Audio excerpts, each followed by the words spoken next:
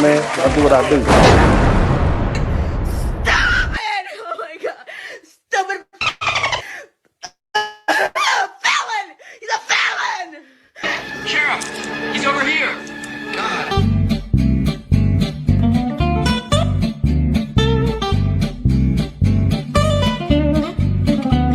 ICE director in the first Trump administration and supports Trump's mass deportation plan. Here's what he told 60 Minutes.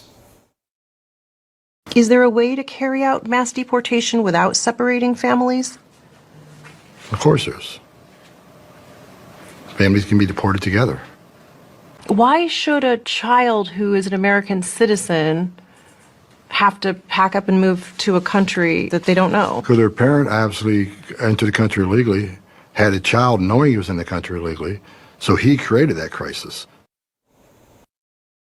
As part of my plan to secure the border on day one of my new term in office, I will sign an executive order making clear to federal agencies that under the correct interpretation of the law, going forward, the future children of illegal aliens will not receive automatic U.S. citizenship.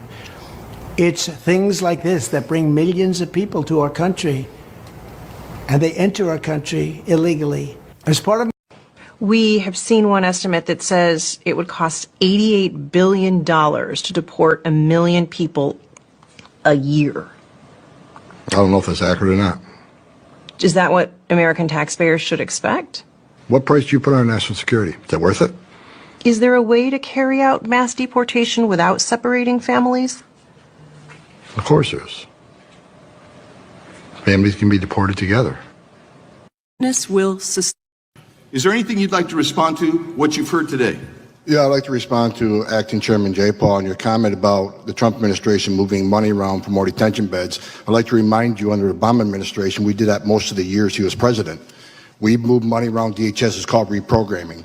We did that under the Obama administration. I don't remember any hearings on that.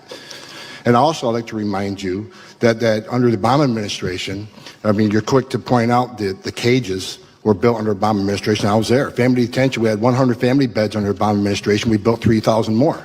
So when there was a surge in FY14 and FY15 on the border, Congress was quick to give all the money we needed to build detention facilities, get transportation contracts. We reprogrammed money out of the majority of the years she was president. That was fine. Under Obama administration, FY12, we removed 409,000 people, half of what was removed last year. There was no hearings on that. So this is about transparency. Let's be factual about it. The time of the gentleman has expired. Since you did address some comments at me, I'll just say that I didn't like it under the Obama administration either. In fact, well, be honest with the American people. You can't point out faults in the Trump administration when it happened under the Obama administration. That's dishonesty. It's pathetic and it's sad. Mr. Homan, I control the time, and I am the chairwoman of the committee. Thank you for respecting that. I didn't like it under the Obama administration, and I'll remind you, Mr. Homan, that you also testified before Congress in support of the Obama's priorities enforcement program before the Senate Judiciary Committee on May 19th, 2016, which had a very different approach. Well, can I respond to that? Can I respond to that? No. Of course not. I want to give you some time, but I do want to ask one quick question, and I want to make one quick statement. I find it very offensive that anybody would compare any federal employee, frankly, to someone who, the Gestapo or running Nazi concentration camps. That is very offensive. I have 15 seconds and I yield it to you. Thank you for saying that. I wish somebody in Democratic leadership would say that out loud. Look, you want to know why there's 50,000 people in detention? You want to know why we have 1 million illegal entries in the United States? You want to know why we have these issues? Because you have failed to secure the border. You have failed to work with this president to close the 3 loopholes we've asked for 2 years to close. So if you want to know why this issue exists, you need to look in the mirror. You have failed American people for not securing the border and closing loopholes. Mr. Homan, please respect the chair and the authority of the chair. The time of the gentleman has expired. I've asked you politely to let me go beyond my time, and you let other people go beyond their time, but not to Tom Homan. He don't get to go beyond his time. Mr. Homan, we have approved an agreement between the Republicans and the Democrats with the ranking member. We increased the time of one member of Congress who was interrupted by a protest. That is done with the approval of the ranking member. Please respect the chair's authority. The I respect the chair's authority, but the chair... Mr. Homan. Some parts in Texas. So we are ready. I've always said this, we are ready. We still have the same resources that we've had from day one with Operation Lone Star, the amount of soldiers and state troopers that we have on the ground. So we are ready for any potential surge. We've reinforced areas along the border where there is no border wall, where there is no reinforcements. We are placing barriers along those areas. And we're actually arresting illegal immigrants that are coming across the river that are committing state crimes. So we're sending a message in Texas that we're going to make it least desirable to cross in Texas. We want to make it very difficult as well, and that we're going to try to push that flow to the west, which would be Arizona and California and those areas. So we are ready for any potential surge moving forward. And of course, even after inauguration, we will still have a single amount of manpower because it is going to take some time to actually, restore some of the damage that's been taking place. Welcome to the broadcast. Shout out to everybody in the chat room, man. Somebody type, send them home in the chat room. Somebody type, send them home in the chat room. What's up, what's up, what's up? Everybody, shout out to everybody here. Make sure you hit the number 1 button. Make sure you subscribe to the channel if you haven't already.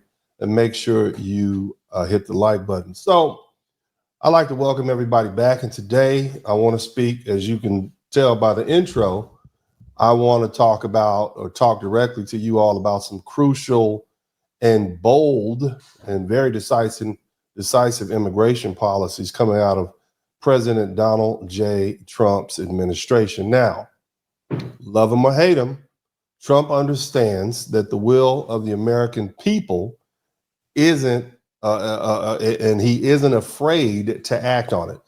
These policies aren't just ideas or political talking points, okay? They're a mandate from the voters, from the American people. That's right, folks. The American people made their voices heard at the ballot box, and the message was loud and clear. Let me cut straight to the point. The chaos at our borders has been ignored far too long. Politicians on both sides, yes, both sides, have been more interested in pandering to political correctness than protecting our safety. They prioritize cheap labor over good paying American jobs and lawlessness over the rule of law. But enough is enough. Now, President Trump's new deportation policy is exactly what the American people voted for: strength, sovereignty, security.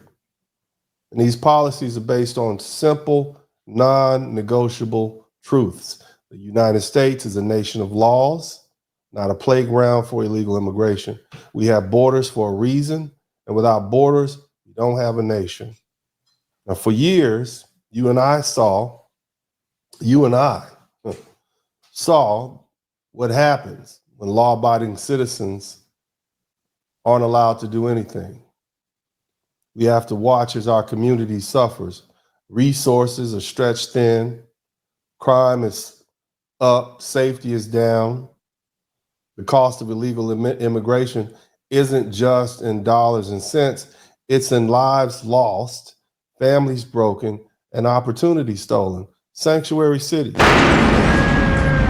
My name is Dennis Spurling. I'm an attorney here in Houston, Texas. My mandate is to be an advocate for black men.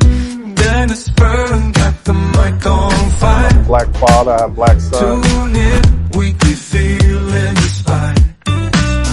From the heart, real talking night. Every episode brings the light. Subscribe, hit the like, my voice, my wisdom. Share the love, you know it's fair. Join us every cold outside. Listen, King coming. Drop some coins in the collection plate.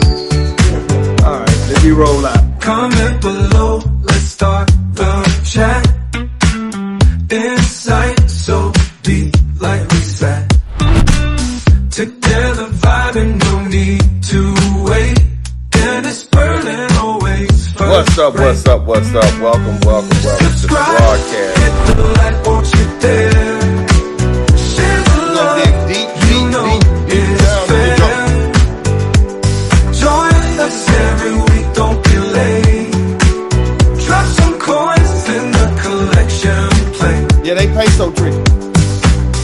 Some of y'all can't help it.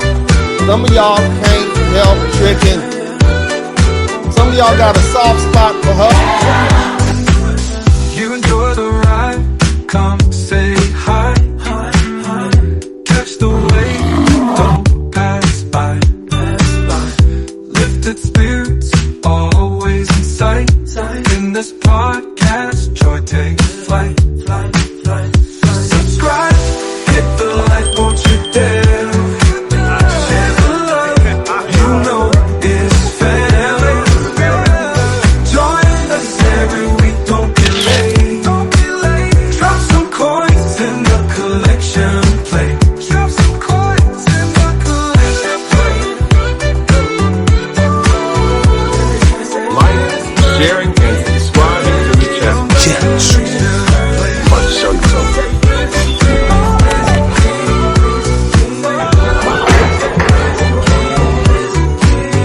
Enjoy the ride, come say hi.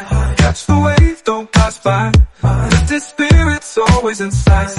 In this podcast, joy takes flight. Subscribe, hit the like, won't you dare. Share the love, you know it's fair. Join us every week, don't be late. Drop some coins in the collection plate. Drop some coins. Donation. I thought it was the trash.